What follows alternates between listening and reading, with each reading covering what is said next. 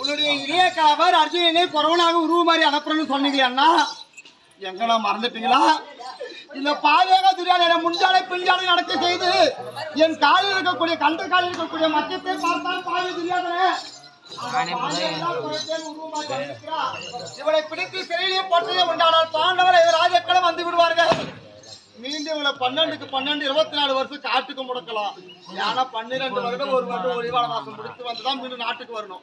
அது வரைக்கும் நாட்டுக்கு வராமல் யாரு கண்ணுக்கு தெரியாமல் வாழ வேண்டும் பாண்டவர் என்று சொல்லி அனுப்பியிருக்கிறோம்.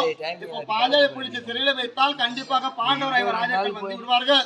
இவங்களை மீண்டும் 12க்கு 12 24 வருஷம் வனவாசம் ஓட்டலாம் என்று பாவி அதனை கைவிலக்கு போட்டு சிறையில் அடைத்து விட்டானா பார்க்க வரமாட்டீரா?